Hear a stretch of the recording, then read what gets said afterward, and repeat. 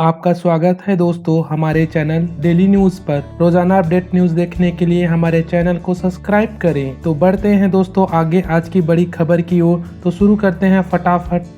Farmers protest पर किसान नेता राकेश टिकैत बोले, क्रांति चिंगारी बनेगी। विपक्ष पर भी किया हमला। नए कृषि कानूनों के खिलाफ आंदोलन कर रहे किसानों और सरकार के बीच अब तक 6 दौरों की बातचीत हो चुकी है, लेकिन कोई सहमति नहीं बन पाई है। अब अगले दौर की बातचीत 30 दिसंबर को होगी। नए कृषि कानूनों के खिलाफ किसानों का प्रदर्शन 34वें दिन भी जारी है और दिल्ली की तमाम सीमाओं पर धरने पर बैठे किसान लगातार कानूनों की वापसी की मांग कर रहे हैं। इस बीच किसान नेता राकेश टिकैत ने आंदोलन तेज करने की चेतावनी दी है और साथ ही विपक्ष पर भी निशाना साधा है। किसान नेता राकेश टिकैत ने कहा, क्रांति चिंगारी बनेगी। देश का किसान है, सरकार को बात मान लेनी चाहिए। विपक्ष मजबूत नहीं है, देश में विपक्ष मजबूत रहना चाहिए। अगर विपक्ष मजबूत होता तो हमको सड़कों पर आने की जरूरत नहीं पड़ती। नए कृषि कानूनों के विरोध में आंदोलन कर रहे किसान संगठनों ने वार्ता के लिए सरकार के प्रस्ताव को स्वीकार कर लिया है। सरकार के प्रस्ताव के मुताबिक अब अगले दौर की वार्ता 30 दिसंबर को होगी। हालांकि किसानों ने यह भी कहा कि केंद्र को अपने नियंत्रण में बैठक के एजेंडे के बारे में बताना चाहिए। संयुक्त किसान मोर्चा के सदस्य अभिमन्यु कोहाड़ ने कहा है कि केंद्र द्वारा प्रस्तावित तारीख पर बैठक में भाग लेने के लिए किसान सहमत हो गए हैं। केंद्र के नए कृषि कानूनों के खिलाफ 40 संगठनों का प्रतिनिधि मंडल सरकार से वार्ता करेगा। कोहाड़ ने कहा, सरकार को 26 दिसंबर को भेजे गए अपने पत्र में हमने स्पष्ट रूप से वार्ता के एजेंडे के तौर पर 3 कृषि कानूनों को वापस लेने और एमएसपी की कानूनी गारंटी का जिक्र किया था, लेकिन इसके बावजूद सरकार ने आज के पत्र में किसी विशिष्ट एजेंडे का जिक्र नहीं किया है। बढ़ते हैं अगली बड़ी खबर की ओर। नए साल का जश्न मनाने पर इन राज्यों में पूरी तरह से पाबंदी, जहां लिए सख्त नियम। कोरोना वायरस के नए स्ट्रेन को लेकर सभी देश काफी सतर्कता बरत रहे हैं। इसके मद्देनजर भारत में भी काफी सख्ती बढ़ गई है। नए साल के सेलिब्रेशन को लेकर कई राज्यों ने नए दिशा निर्देश जारी किए हैं। बता दें कि इस महीने का शुरुआत में ब्रिटेन में कोरोना वायरस के नए स्ट्रेन का पता चलने के बाद तमाम देशों में बेचैनी बढ़ गई है और इसके मद्देनजर सख्त दिशा निर्देश जारी किए गए हैं। इसके अलावा कई यूरोपियन देशों में भी नए स्ट्रेन के मामले सामने आए हैं। वहीं भारत में भी इसके केस सामने आने के बाद सरकार काफी सतर्क हो गई है और ब्रिटेन से आने वाली फ्लाइट्स को फिलहाल के लिए प्रतिबंधित कर दिया गया है। आइए जानते हैं कि किन किन राज्यों ने नए साल के सेलिब्रेशन को लेकर प्रतिबंध लगाए हैं। महाराष्ट्र सरकार ने इस घातक वायरस के प्रसार को रोकने के लिए राज्य में रात 11 बजे से सुबह 6 बजे तक के लिए कर्फ्यू लगाया है, जो 5 जनवरी तक प्रभावी रहेगा। वहीं उत्तर प्रदेश सरकार ने भी नए साल के जश्न को लेकर कुछ दिशा निर्देश जारी किए हैं। इसके तहत किसी भी कार्यक्रम के लिए लोगों को प्रशासन से अनुमति लेनी होगी। मुख्य सचिव आर.के. तिवारी की तरफ से जारी दिशा निर्देशों के मुताबिक नव वर्ष के जश्न के लिए जिलाधिकारी और पुलिस आयुक्त से अनुमति लेनी होगी। इसके अलावा पूर्व में कोविड-19 को लेकर जारी दिशा निर्देशों का भी पूरी तरह से पालन करना होगा। कर्नाटक में न्यू ईयर इवनिंग पर शाम 6 बजे से सुबह 6 बजे तक कर्फ्यू रहेगा। इस दौरान क्लब, पब, रेस्टोरेंट या इस तरह के सार्वजनिक स्थानों पर बड़ी संख्या में लोगों की मौजूदगी पर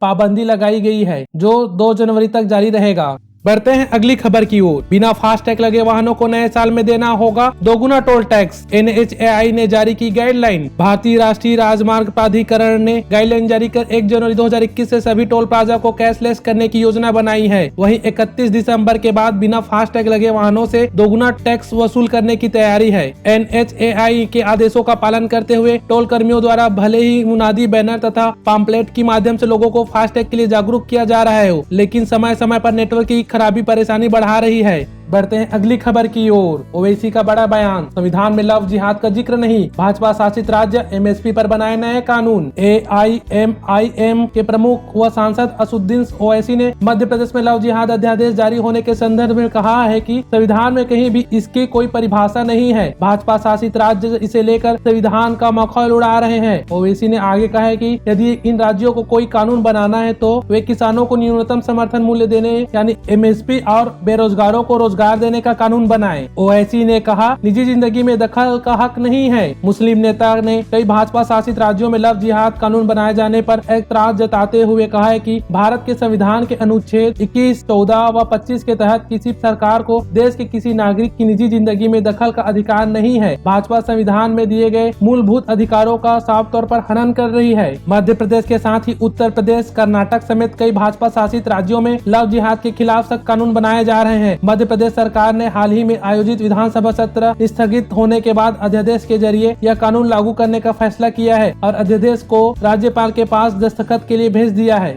बढ़ते हैं अगली बड़ी खबर की ओर। राम मंदिर की रैली पर इंदौर में चले ईंट पत्थर। 4 दिन पहले उज्जैन में भी हुआ था हमला। मध्य प्रदेश के इंदौर में राम मंदिर की रैली को लेकर बवाल होने की खबर है। बताया जा रहा है कि यहां राम मंदिर को लेकर एक रैली निकाली जा रही थी, जिस पर कुछ लोगों ने पथराव कर दिया। इस घटना में 12 से 15 लोगों के घायल होने की खबर है। मामले की जानकारी मिलने के बाद पुलिस मौके पर पहुंच गई, साथ ही इलाके में फोर्स तैनात कर दी गई है। गौरतलब है कि 26 दिसंबर को उज्जैन में भी राम मंदिर को लेकर निकाली गई रैली पर हमला किया गया था। जानकारी के मुताबिक राम मंदिर को लेकर धन संग्रह अभियान शुरू किया गया है। इसके मद्देनजर इंदौर में रैली निकाली गई। जब यह रैली गौतमपुरा क्षेत्र के चंदनखेड़ी गांव में पहुंची तो कुछ लोगों ने रैली के वाहन पर पथराव कर दिया। इस घटना में 12-15 लोग घायल हो गए, जिन्हें इलाज के लिए अस्पताल में भर्ती कराया गया है। इस दौरान मामले की सूचना पुलिस को दी गई, जिसके बाद इलाके में पुलिस फोर्स तैनात कर दिया गया। साथ ही हालात पर काबू पाने की कोशिश की जा रही है। अगली बड़ी खबर अमेरिका से। अमेरिका के उपराष्ट्रपति कमला हैरिस बोली, बगैर किसी दस्तावेज के रह रहे 1.1 करोड़ लोगों को दी जाएगी नागरिकता। अमेरिका के भावी उपराष्ट्रपति कमला हैरिस ने देश में बगैर किसी दस्तावेज के रह रहे 1.1 करोड़ लोगों को नागरिकता देने का वादा किया है। उन्होंने कहा कि इस संबंध में संसद में एक बिल पेश किया जाएगा। गत 3 नवम्बर को हुए चुनाव में जो बाइडेन राष्ट्रपति और हैरिस उपराष्ट्रपति निर्वाचित हुए, वे 20 जनवरी को शपथ लेंगे। अमेरिकी संसद में बिल पेश करने का किया वादा। भारतीय मूल के हैरिस ने मंगलवार को ट्वीट पर लिखा कि पदभार संभालने के बाद उनकी और बाइडेन की प्राथमिकता अमेरिकी लोगों को कोरोना महामारी से बचाने की होगी। उन्होंने यह भी वादा किया कि पेरिस जलवायु समझौते से अमेरिका दोबारा जुड़ेगा। राष्ट्रपति डोनाल्ड ट्रंप ने इस समझौते को पक्षपाती करार दिया था और इससे अमेरिका को अलग कर दिया था। यह समझौता 2015 में किया गया था। हैरिस ने ट्वीट पर लिखा है, पहले दिन से मैं और बाइडेन कोरोना महामारी को नियंत्रित करने और लोगों की जान बचाने के लिए काम करेंगे।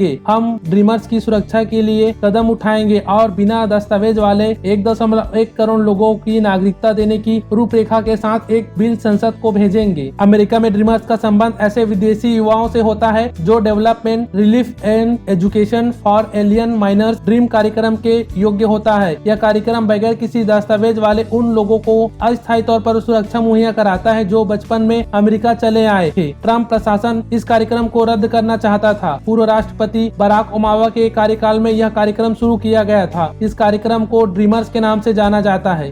बढ़ते हैं अगली खबर की ओर। भारत में कोरोना के नए स्ट्रेन की एंट्री से डर के बीच देश के प्रमुख वैज्ञानिक सलाहकार बोले, वैक्सीन कारगर। ब्रिटेन से लौटे कुछ लोगों में कोरोना वायरस के नए स्ट्रेन की मौजूदगी पाए जाने के बाद से एक बार फिर चिंता बढ़ गई है। 70% अधिक तेजी से फैलने वाले इस स्ट्रेन से देश में मंगलवार को 7 लोग संक्रमित पाए गए हैं। हालांकि इस बीच राहत की खबर भी आई है। सरकार के प्रमुख वैज्ञानिक सलाहकार ने कहा है कि वैक्सीन नए स्ट्रेन के खिलाफ भी काम करेगी। भारत सरकार के प्रमुख वैज्ञानिक सलाहकार प्रोफेसर के विजय राघवन ने मंगलवार को कहा, टीके यूके और साउथ अफ्रीका में पाए गए वायरस के नए वेरिएंट के खिलाफ भी काम करेंगे। कोई सबूत नहीं है कि मौजूदा वैक्सीन नए स्ट्रेन वाले वायरस से बचाने में फेल हो जाएगी। बढ़ते हैं अगली खबर की ओर। सरकारी नौकरी की तैयारी करने वाले युवाओं के लिए खुशखबरी। मध्य प्रदेश राज्य सेवा परीक्षा 2020 का नोटिफिकेशन जारी। जाने पद, योग्यता, परीक्षा आवेदन से जुड़ी पूरी डिटेल। मध्य प्रदेश लोक सेवा आयोग ने राज्य के सेवा परीक्षा 2020 और राज्य वन सेवा परीक्षा 2020 का नोटिफिकेशन जारी कर दिया है। इच्छुक उम्मीदवार mppsc.nic.in या mponline.gov.in और mppsc.com पर जाकर 11 जनवरी 2021 से ऑनलाइन आवेदन कर सकते हैं। ऑनलाइन आवेदन की अंतिम तिथि 10 फरवरी 2021 है। एमपीपीएससी प्रीलिम्स एग्जाम का आयोजन 11 अप्रैल 2021 को होगा। राज्य सेवा परीक्षा 2020 के जरिए 235 पद और राज्य वन सेवा परीक्षा 2020 के जरिए 111 वैकेंसी भरी जाएगी। योग्यता, किसी भी विषय में ग्रेजुएट युवा इसके लिए आवेदन कर सकते हैं। आयु सीमा 21 वर्ष से 40 वर्ष। आयु सीमा की गणना 1 जनवरी 2021 से की जाएगी। राज्य सरकार के नियमों के मुताबिक सभी आरक्षित वर्गों को आयु में छूट दी जाएगी। आवेदन फीस, एमपी के मूल निवासी, एससी, एसटी, ओबीसी व दिव्यांग 250 रूपए से सभी श्रेणी व एमपी से बाहर के निवासी 500 रूपए। भुगतान इंटरनेट बैंकिंग या डेबिट क्रेडिट कार्ड के माध्यम से किया जा सकता है।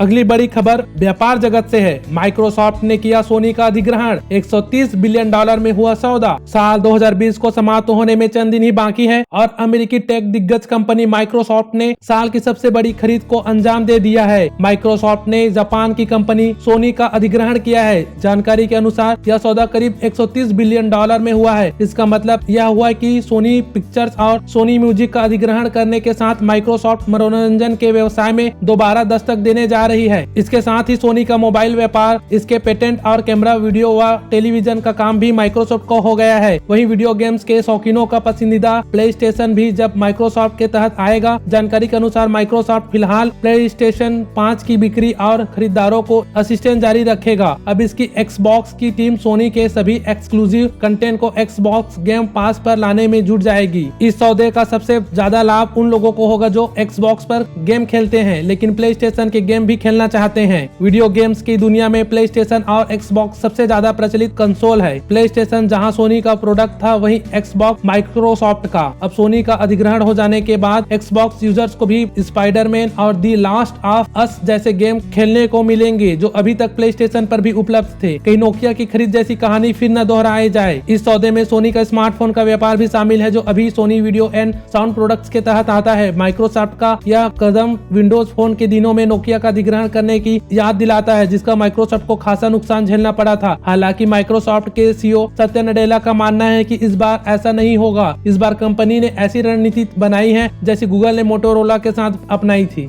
अगली खबर भारतीय बाजार से है। घरेलू बाजार में लगातार 5वें दिन तेजी। 30 साल की ऊंचाई पर जापान का निक्केई इंडेक्स। सकारात्मक घरेलू और वैश्विक कारकों के चलते निवेशकों की भावनाएं तेज होने से आज सप्ताह के दूसरे कारोबारी दिन यानी मंगलवार को शेयर बाजार हरे निशान पर बंद हुआ। यह लगातार 5वां कारोबारी सत्र है जब प्रमुख शेयर सूचकांक सेंसेक्स और निफ्टी बढ़त पर बंद हुए। बॉम्बे स्टॉक एक्सचेंज का प्रमुख इंडेक्स सेंसेक्स 0.55% की तेजी के साथ 259.33 अंक ऊपर 47,613.08 के स्तर पर बंद हुआ। वहीं नेशनल स्टॉक एक्सचेंज का निफ्टी 0.43% के साथ 59.40 अंक के बढ़त के साथ 13,932.60 के स्तर पर बंद हुआ। अमेरिका के बहुप्रतीक्षित कोरोना वायरस राहत विधेयक को मंजूर मिलने के बाद एशियाई शेयरों में तेजी रही। वर्ष 2020 में हुए नुकसान की भरपाई कर ली है। यह 1 जनवरी 2020 को 41,306.02 पर बंद हुआ था लेकिन विश्लेषकों के अनुसार आगे बाजार में उतार चढ़ाव जारी रहेगा, इसलिए निवेशकों को सावधानी बरतनी चाहिए। 30 साल की ऊंचाई पर जापान का निक्केई इंडेक्स। अमेरिकी राष्ट्रपति डोनाल्ड ट्रंप द्वारा 900 अरब अमेरिकी डॉलर के आर्थिक राहत पैकेज को मंजूरी देने के साथ ही एशियाई शेयर बाजारों में मंगलवार को तेजी देखने को मिली और जापान का निक्केई 225 सूचकांक अपने 30 साल के उच्चतम स्तर पर पहुंच गया। इससे पहले सोमवार को अमेरिकी शेयर बाजार वॉल स्ट्रीट ने भी नया रिकॉर्ड बनाया था। टोक्यो में निक्केई 225 सूचकांक 2.7% बढ़कर 27,568.15 पर पहुंच गया। इस तरह सूचकांक ने अगस्त 1990 के बाद पहली बार 27,000 के ऊपर कारोबार किया। निक्केई 29 दिसंबर 1989 को अपने सर्वकालिक उच्चतम स्तर 38,915.87 पर पहुंच गया था।